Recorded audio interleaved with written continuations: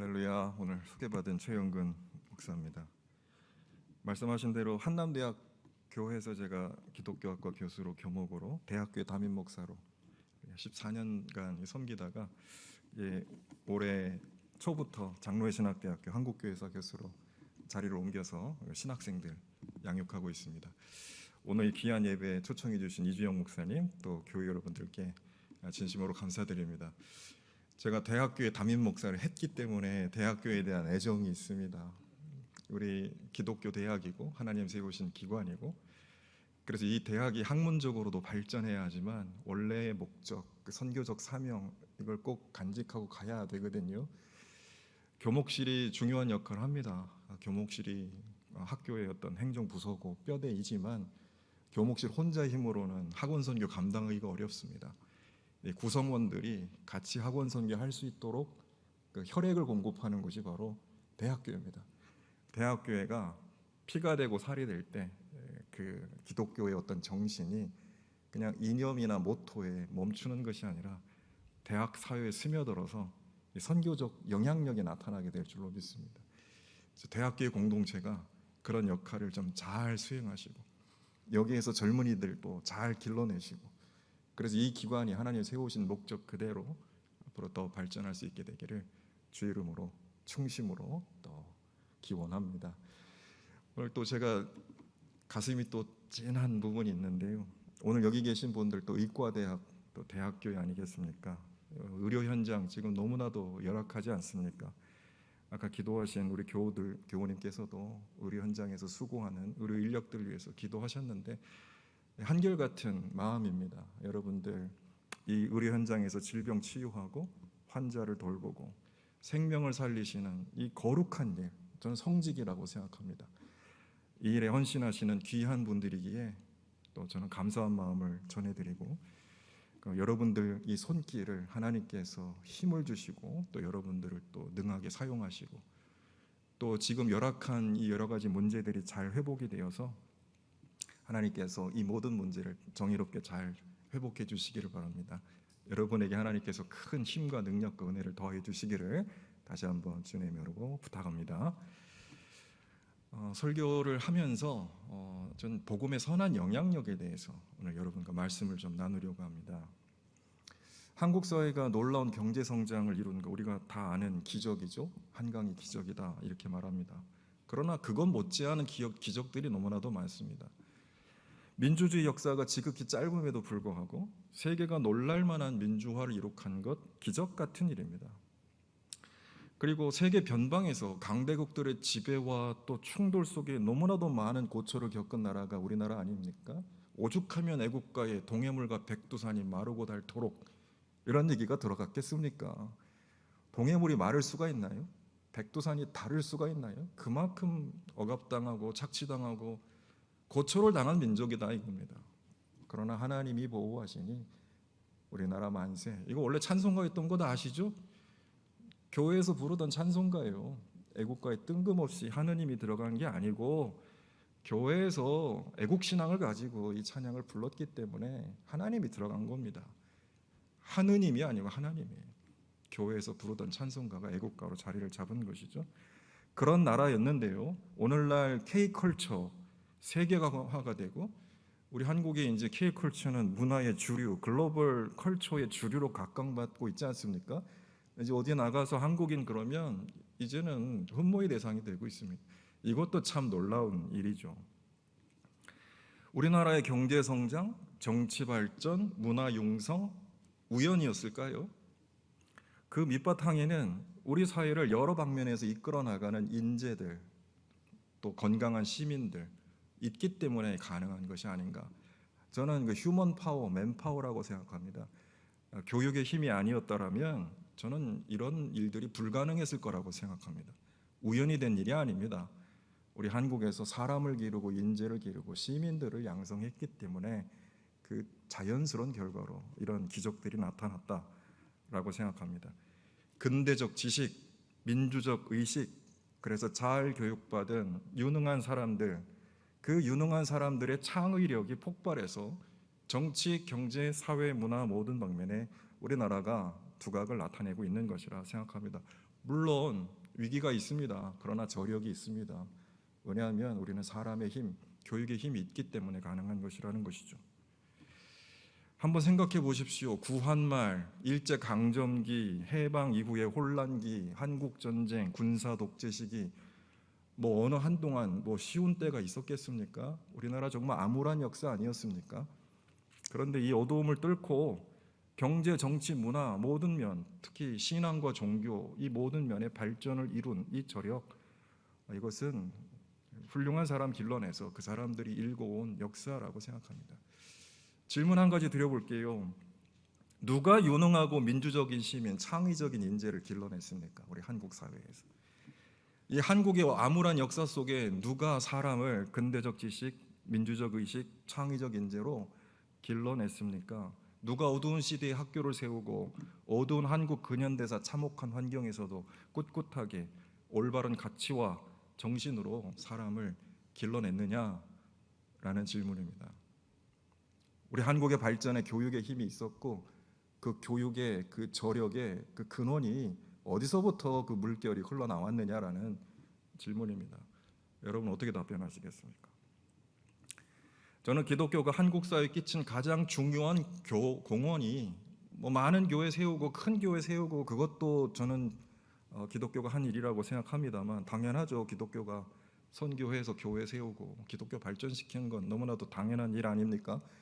그런데 우리 한국 사회에 끼친 가장 결정적인 영향은 근대 의료라고 생각하고 근대 교육이라고 생각합니다. 그것이 교회뿐만 아니라 한국 사회 발전의 저력이 됐다라고 저는 믿습니다. 선교사들이 한국에 들어와서 복음을 전하면서 교리만 전하고 교회만 세우고 설교와 성경 공부에만 집중하고 열중한 것이 아니라 병원을 세우고 병원에서 사람을 치유하면서 그리스도를 전했습니다.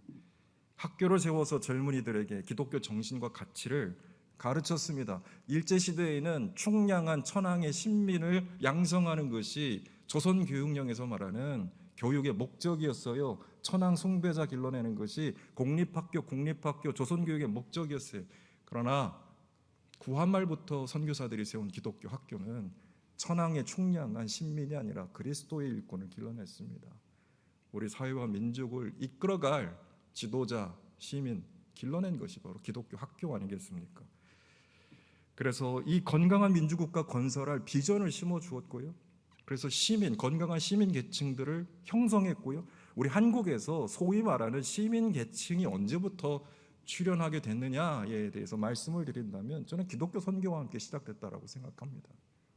기독교 학교에서 민주적 가치, 성경의 기독교 정신으로 길러진 사람들이 지도자도 되고 건강한 시민이 됐기 때문에 대한민국이라는 건강한 나라가 성립될 수 있었다라고 저는 믿습니다. 그것이 역사의 교훈이기도 합니다. 지금 이 자리에서 예배드리고 이 자리에서 공부하고 가르치시는 여러분들이 그 선교 역사의 증인들이세요.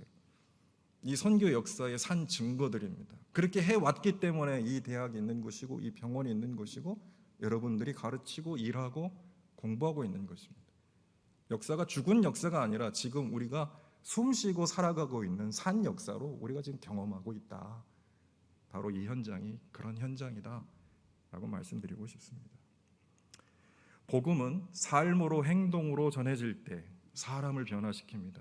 그리고 사람 속에 강력하게 하나님 나라를 이루어 갑니다. 그것이 복음의 선한 영향력입니다. 초기 한국 선교 역사를 살펴보면 척박한 복음의 열악한 환경 속에서 어떻게 기독교가 뿌리내리고 많은 사람들의 마음속에 삶 속에 하나님 나라를 이루어냈는지, 어떻게 주변부에 연약하고 적은 무리의 기독교인들이 민족과 나라를 건강하게 세우는 지도자들로 성장하였는지 한국의 선교 역사는 증언한다라는 것입니다. 도대체 어떻게 기독교는 이 척박한 환경에 복음의 씨를 뿌리고 하나님의 유능한 사람들을 길러내고 오늘날처럼 그렇게 건강한 사회를 이뤄낼 수 있었느냐라는 것은 바로 복음의 선한 영향력. 말로만 하지 아니하고 실질적으로 삶 속에 그런 영향력을 끼쳤기 때문에 그것이 그 대답이라고 생각합니다. 그런데 요 사이에 저는 이런 자문을 많이 해봅니다. 한국 사회에서 과연 기독교 복음이 사람들에게 영향력 있게 설득력 있게 다가가고 있는가?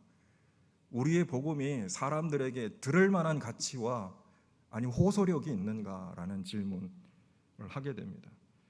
한국 교회가 사람과 세상을 구원하는 지혜와 능력으로 영적인 선교적인 역할을 하고 있는가라는 질문을 하게 됩니다.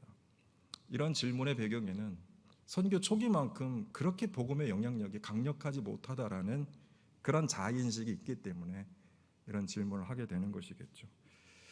저는 추락하는 것엔 다 이유가 있다고 봅니다. 쇠퇴하는 것에는 다 이유가 있다고 봅니다. 원인 없이 이루어지는 결과는 없기 때문이죠.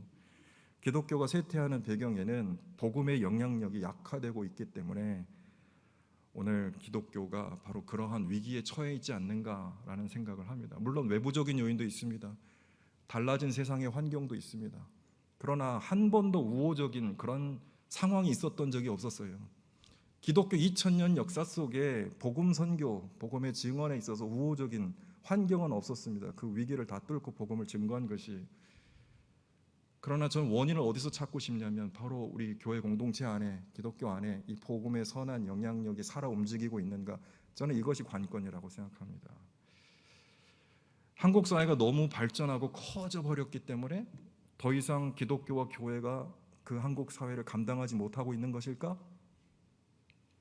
아니면 교회가 세상을 감당할 만한 복음의 능력과 영적 지도력을 잃어버린 것일까? 라는 질문. 한국 사회가 너무 커져버려서 교회가 감당을 못하나? 아니면 교회가 그걸 감당할 만한 영적인 능력을 잃어버렸나? 여러분 이 질문에 대해서 어떻게 답변하시겠습니까? 우리 시대 교회와 사회의 영적 상태, 여러분 생각해 보신다면 문화적으로는 경제적으로는 그런 말 많이 쓰죠. 단군 이래로. 별로 그런 표현 좋아하지는 않습니다만 유사 이래로 이렇게 풍요로운 시대가 있었나 싶습니다. 그러나 영적으로 정신적으로는 너무 황량하고 척박한 시대가 아닌가 생각합니다. 물질적 가치에 함몰되어서 정신적 가치를 잃어버린 시대. 유튜브만 봐도 대세를 읽을 수 있잖아요. 먹고 마시고 놀고 즐기고 입고 사는 문제, 부동산, 주식 투자, 먹방, 여행 등등 필요합니다. 있어야죠. 그러나 그런 것들이 대세가 되다 보니까 점차 정신적 가치를 잃어버리고 있는 그런 시대와 사회가 아닌가 생각합니다. 그러면서 하나님 나라와 의를 교회가 잃어버리고 있다라는 거, 이것이 오늘날 한국 교회의 심각한 영적인 현주소가 아닌가 돌아봅니다. 복음의 농도와 밀도가 낮다면 밀도가 높은 세속적 가치에 희석되고 마는 것입니다. 삼투압의 원리지 않습니까? 결국 낮은 농도의 신앙이 높은 농도의 세속적 가치에 이끌리게 되는 것, 자연스러운 현상이에요. 우리가 밀도가 높아야만 끌어들이고 변화시키고 우리가 감염시키고, 좋은 의미에서 감염이요, 그렇게 되겠지요. 그러나 우리가 밀도가 약하다면, 그 집중력이 약하다면 빨려 들어가지 않겠어요? 뭐든지 힘센 게 잡아먹는 거 아니겠습니까? 우리의 신앙이 세상을 압도할 만한 강한 밀도를 갖고 있다면 세상이 우리를 통해 변화되지 않겠어요? 그러나 지금 밀도 높은 세속적 가치에 의해서 우리의 연약한 신앙이 희석되고 있다. 역전 현상이 일어나고 있는 겁니다. 복음으로 문화를 변혁시켜야 될 기독교가 문화에 의해서 신앙이 세속화되는 그런 역전 현상을 우리가 경험하고 있습니다. 그래서 복음의 밀도와 농도를 회복하는 것, 이것이 교회 건강성을 위해서도 너무나 중요하고, 아니요, 교회 생존을 위해서 너무 중요합니다. 앞으로 5년, 10년 후에, 20년 후에 기독교는 어떤 모습일까 걱정이 됩니다. 우리 지금 대학생 청년들 복음화 비율을 보면은 6%, 3% 얘기가 나오는데요, 5% 미만이면 미전도 종족이에요. 그 옛날에는 북이 30도 그렇게 해가지고 미전도 종족이다 해서 우리 했지만, 이제는 10대에서 40대까지의 이런 세대를 미전도 종족으로 정의해야 된다라고, 이런 얘기를 하고 있을 만큼 심각한 위기. 지금 오늘 나와 있는 이 젊은이들, 청년들, 대학생들 위대한 사람이라고 생각합니다. 정말 소중한 사람. 교회가 정말 이분들 귀하게 온 힘을 다 기울여서 우리 신앙을 계승시켜야 돼요. 교회 지도자로 세워나가야 됩니다. 그래서 교회의 생존을 위해서 복음의 밀도와 농도 회복하는 것 너무너무 중요하고, 교회가 살아나야 이 세상에 희망이 있는 거예요. 누가 세상의 정신적 가치를 불어넣겠습니까? 교회 아니면 할 사람들이 없어요. 그러니까 교회가 이 복음의 밀도를 회복하는 것, 우리 사회 건강성을 위해서도, 우리 사회의 정의를 위해서도, 대한민국을 건립했던 우리 상해 임시정부 인사들 중에 대부분이 기독교인이었잖아요. 그들이 꿈꿨던 나라, 3.1운동에서 3.1운동을 이끌었던 기독교인들의 가치, 이 대한민국의 정신, 이런 거 정신적 가치거든요. 기독교 신앙 안에 담겨있는. 교회가 이 나라에 영적 책임이 있다, 그렇게 생각합니다. 그래서 오늘 성경 본문을 통해서 사람을 구원하고 세상을 변화시키는 복음의 능력이 무엇인지, 이 땅에 하나님 나라를 이루시는 하나님의 능력과 지혜가 무엇인지, 그리고 우리가 어떻게 복음의 능력과 지혜로 살아갈 수 있는지 오늘 말씀 속에서 은혜를 함께 나눠보고자 합니다. 고린도전서 1장 18절에서 사도 바울, 아까 우리 봉독해 주신 말씀 속에 십자가의 말씀이 멸망할 자들에게는 어리석은 것이지만 구원을 받는 사람인 우리에게는 하나님의 능력이다 라고 말합니다. 십자가의 말씀이 멸망당하는 세상 사람들에게는 어리석지만 구원을 받는 사람인 우리에게는 하나님의 능력이다. 왜냐하면 21절에 이렇게 말합니다. 하나님께서는 어리석게 들리는 설교를 통해서 믿는 사람들을 구원하시기를 기뻐하신 것이라고 말합니다. 그러면서 바울은 세상 사람들에게 어리석게 보이고 미련하게 들리는 십자가의 말씀이 결코 어리석거나 미련하지 않다는 점을 강조하고 있습니다. 왜냐하면 이 십자가의 말씀이야말로 사람을 변화시키고 세상을 구원하는 하나님의 지혜와 능력이기 때문에 이 십자가의 말씀이야말로 하나님의 위대한 지혜다, 하나님의 위대한 능력이다 라고 말씀합니다. 이것이 오늘 우리가 읽은 본문의 핵심입니다. 십자가가 능력이다, 십자가가 지혜다. 왜냐하면 십자가의 말씀을 통해서 하나님은 세상을 구원하시기 때문이다. 이게 오늘 본문의 핵심입니다. 우리가 본문을 이렇게 원어로 읽어보면 두 말이 계속 이렇게 반복되고 있는 걸 알 수가 있습니다. 지혜를 뜻하는 소피아, 어리석음을 뜻하는 모리아, 이 헬라어 두 단어가 계속 이래저래 반복되고 대조되고 있습니다. 비교하고 있는 거죠. 사도 바울은 세상이 말하는 지혜와 능력, 그리고 성경이 가르치는 지혜와 능력을 대비시키고 있습니다. 세상에서도 지혜를 말하고 성경에서도 지혜를 말하는데, 성경이 말하는 지혜와 세상에서 말하는 지혜가 뭐냐? 세상에서 추구하는 능력과 성경이 말하는 능력 대비가 되는데 그 차이가 뭐냐? 이런 것들을 대비시키고 있죠. 그러면서 과연 세상이 말하는 지혜와 능력이 진짜 지혜냐, 세상이 추구하는 능력이 진짜 능력이냐 되묻고 있습니다. 그리고 세상 사람들이 무시하고 조롱하는, 어리석다고 미련하다고 조롱하는 이 성경의 지혜와 능력이 정말 어리석은 것이냐, 정말 미련한 것이냐? 아니다. 이것이야말로 진정한 지혜고 능력이다. 이렇게 말씀하고 있는 거죠. 이게 오늘 본문입니다. 약간 변증서 같은 거예요. 그러면서 그리스도인들을 향해 권면합니다. 정신 똑바로 차립시다. 세상 사람들 말하는 지혜 능력 쫓아가지 말고 그리스도께서 십자가에서 보여주신 하나님의 지혜와 능력을 정말 지혜와 정말 능력이라고 믿고 이거 붙잡고 살아갑시다. 세상을 구원하고 사람을 변화시키는 진짜 하나님의 지혜와 능력이 십자가 안에 담겨 있음을 믿고 이것으로 나아갑시다라고 강력하게 권면하고 있는 것이죠.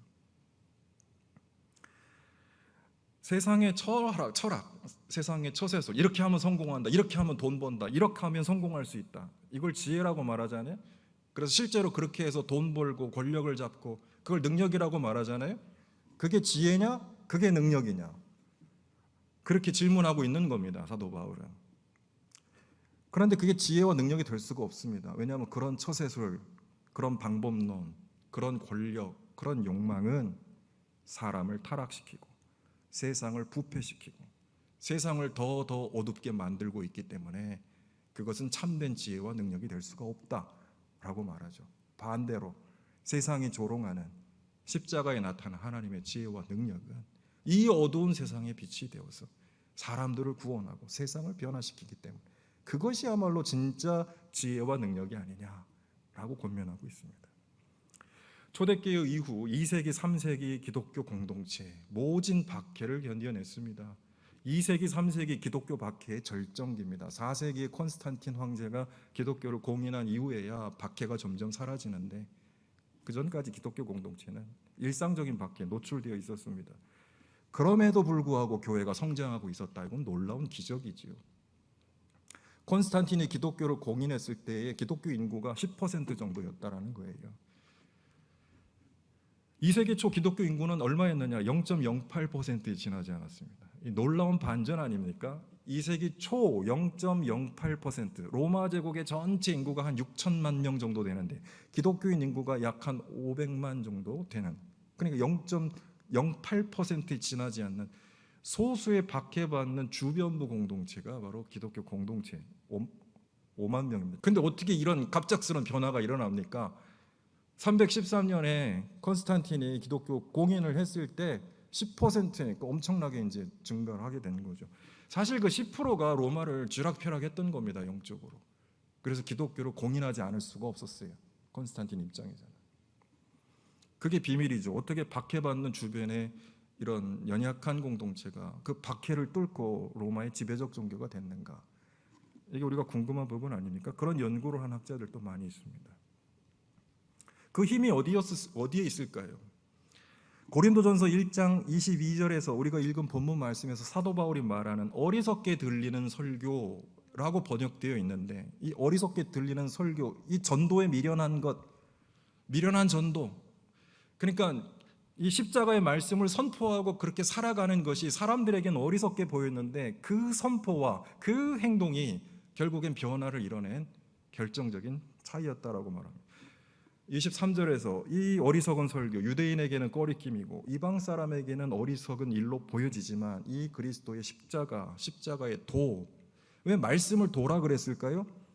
그냥 지식이 아니거든요. 정보가 아니거든요. 삶의 길이거든요. 그러니까 십자가의 말씀이라고 번역한 이 말씀은 우리 개역 개정에서는 십자가의 도라고 쓰고 있는데 단순히 그냥 글자 지식이 아니고 그런 삶의 방식이었다라는 거죠.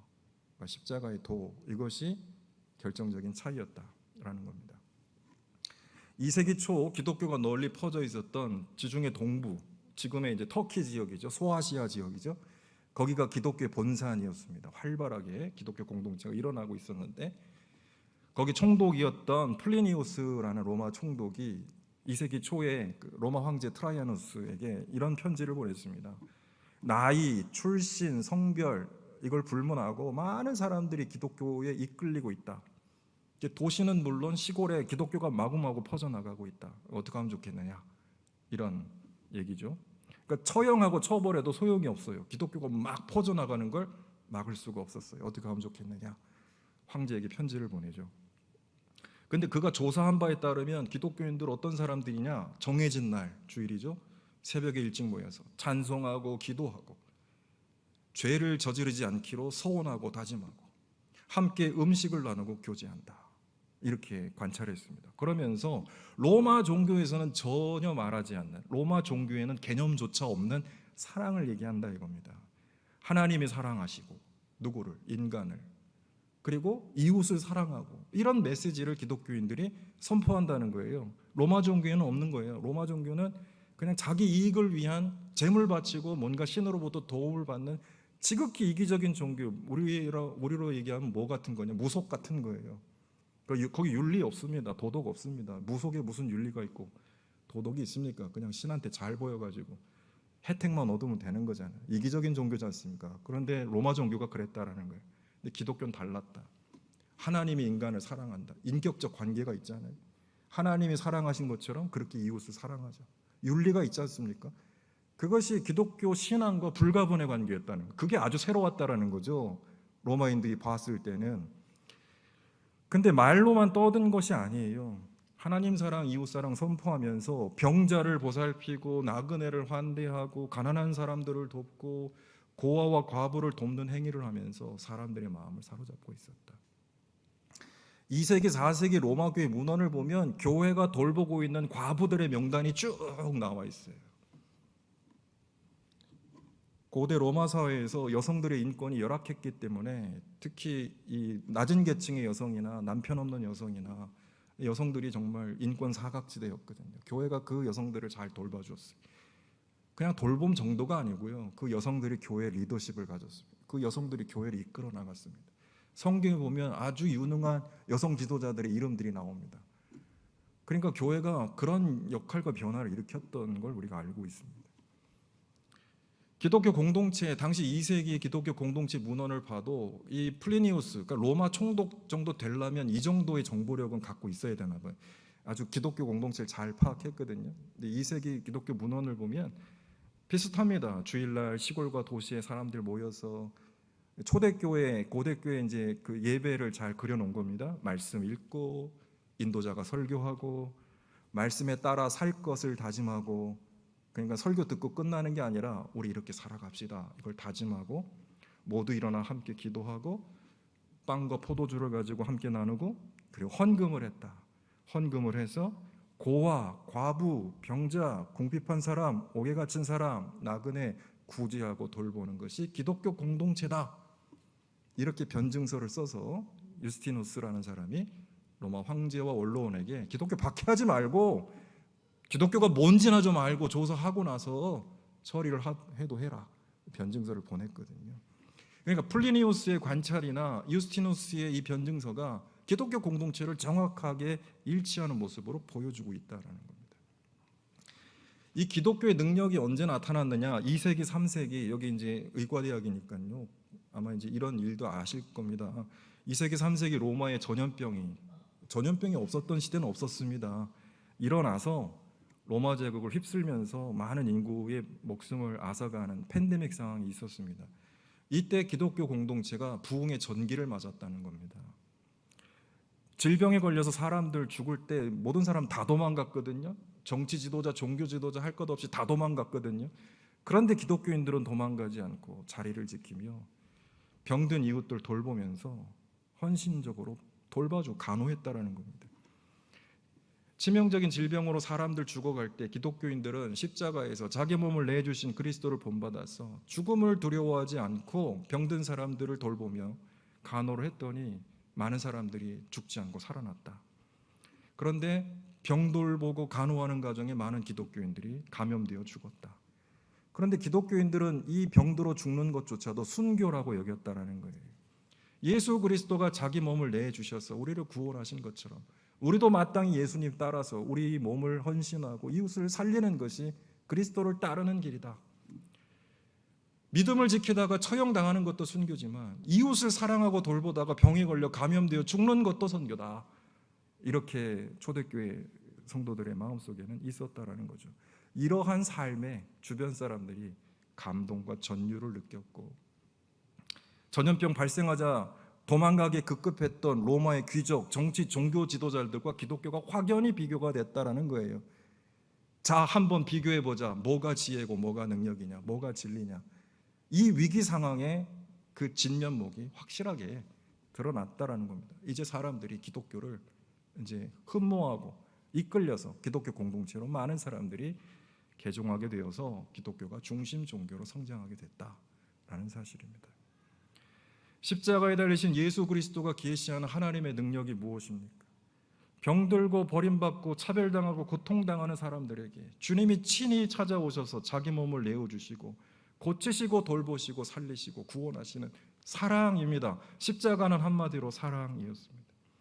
그리스도의 십자가에 나타난 하나님의 지혜가 무엇입니까? 주님이 하늘의 영광과 권세를 다 내버려 놓고 종의 모습으로 찾아오셔서 죽기까지 우리를 사랑하심으로 구원하신 십자가의 사랑이었습니다.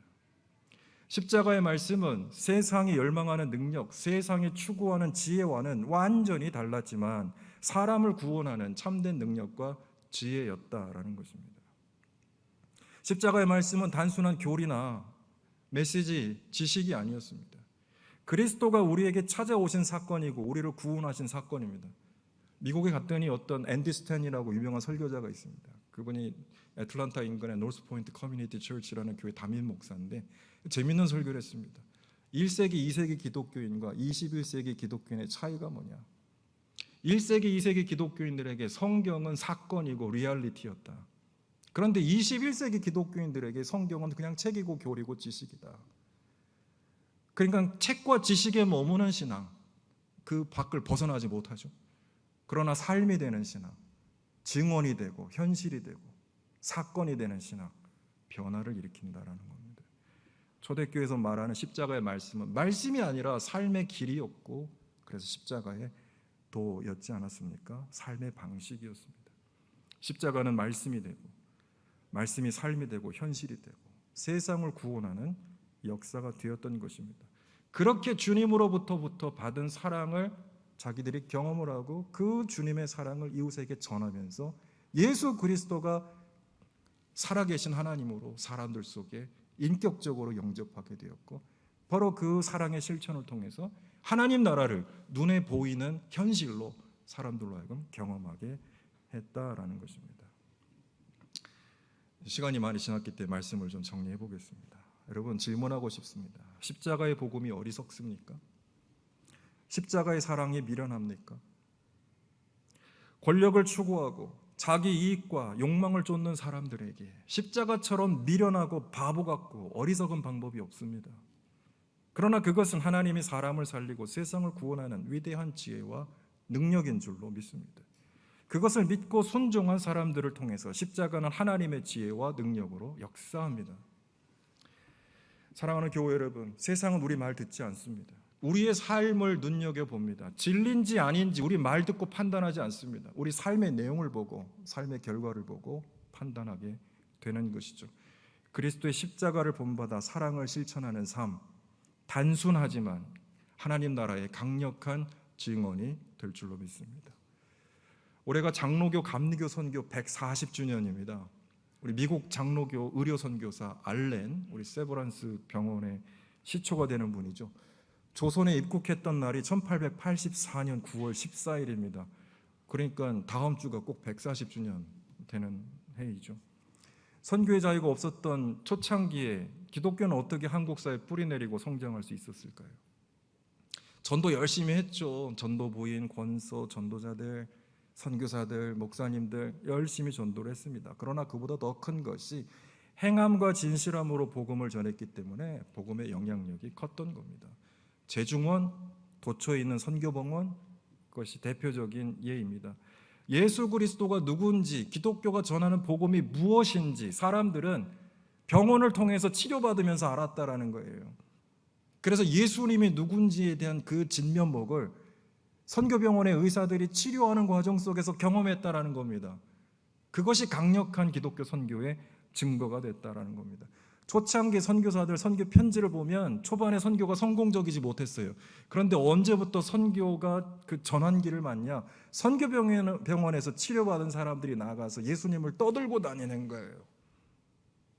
예수님을 떠들고 다니면서 그 의료 선교가 우리 한국의 선교가 뿌리내리는데 아주 중요한 역할을 했다라고 선교사들은 기록하고 있습니다.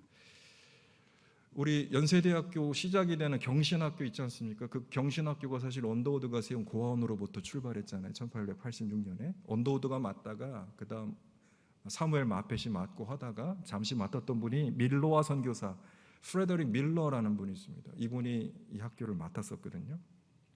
근데 이분이 1905년에 작시한 예수님이 누구신가라는 찬송가가 있습니다. 우리 예배 후에 이제 함께 설교에 부를 찬송입니다. 이 밀러와 선교사는 서울에서 선교하시다 청주에 가서 기독교 복음을 전하신 분인데 이분이 찬송가를 참 많이 지었습니다.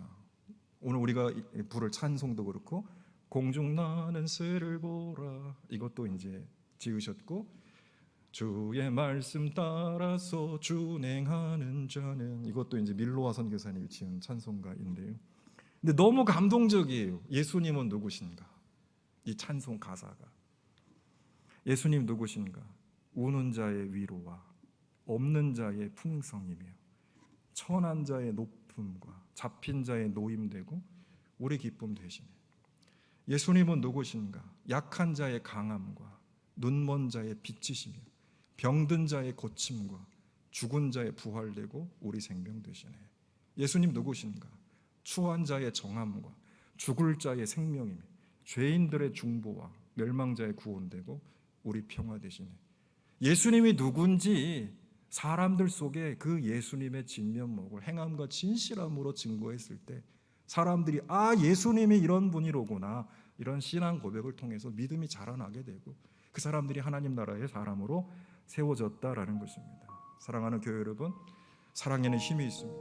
사람을 감동시키시고 또 사람을 치유하고 변화시키는 영향력이 있습니다.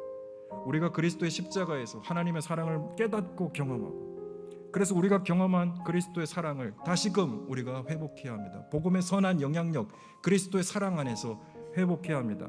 그래서 우리가 받은 이 사랑의 영향력을 세상에 전하면서, 우리가 받은 그리스도의 사랑의 체온 그대로 세상에 전하면서 하나님 나라를 사람들 속에 심어 나가야 됩니다.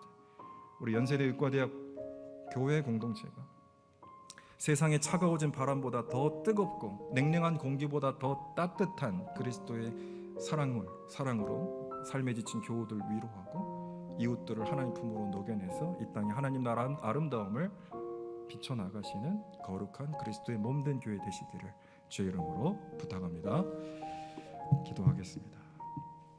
하나님, 우리 원주의과대학 교회 공동체 축복하여 주옵소서. 그리스도의 사랑이 증거되는 복음의 진원지가 되게 하시고 많은 사람들에게 예수님이 누구이신지 발견하는 하나님 나라의 중심지가 될 수 있도록 인도하여 주옵소서.